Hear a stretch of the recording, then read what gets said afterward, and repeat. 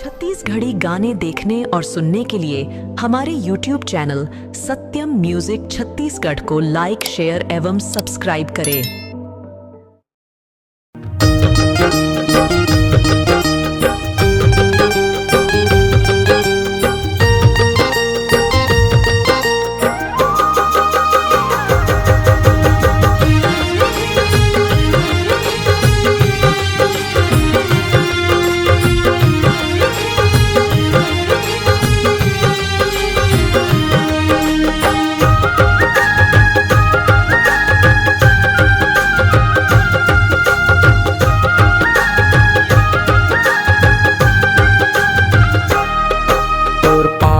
चिन्हा बाबा जोक नदी में पड़े है, तोर पाँव के चिन्हा बाबा जोक नदी में पड़े है।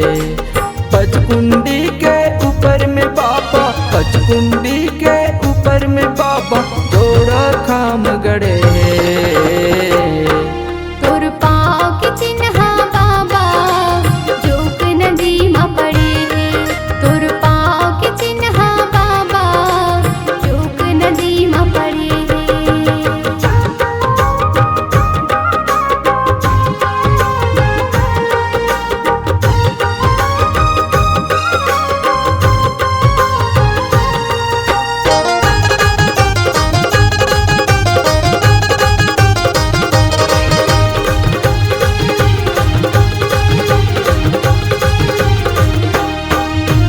हरियर हरियर डोंगरी दिखत है, करिया करिया छाँव है। हाथी जैसे पत्थर लहुट के बाबा तो चिन्हा पाँव के।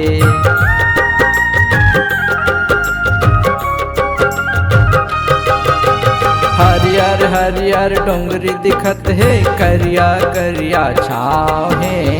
हाथी जैसे पत्थर लौट के बाबा तो चिन्हा पाँव के।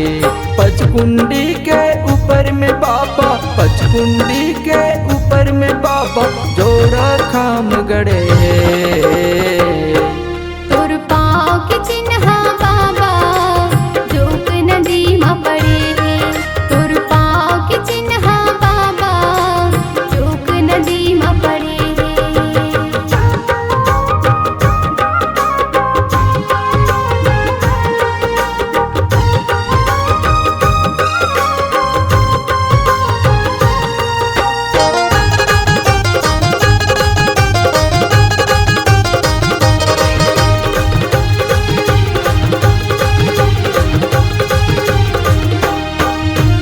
चटवा खड़वा भंडार तेलासी सबे जगह तोर धाम है।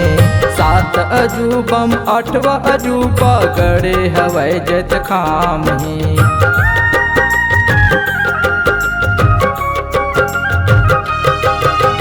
चटवा खड़वा भंडार तेलासी सबे जगह तोर धाम है।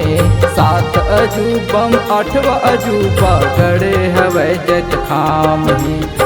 पचकुंडी के ऊपर में बाबा, पचकुंडी के ऊपर में बाबा जोड़ा खाम गड़े है।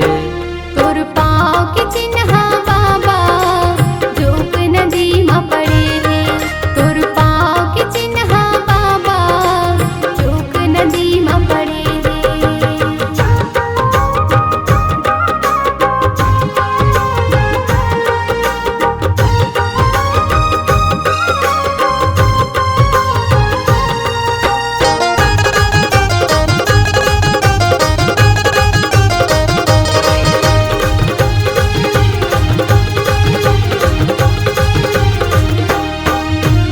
हमारे लोक के मोर गुरु बाबा सत्य के ज्योत जलाए है। सत्य नाम ला मन मसमर के अमृत कुंड बनाए है।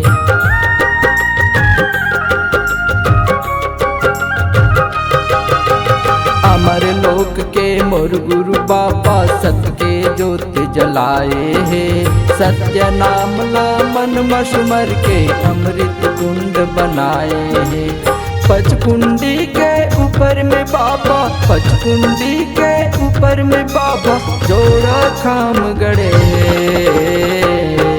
तोर पाँव के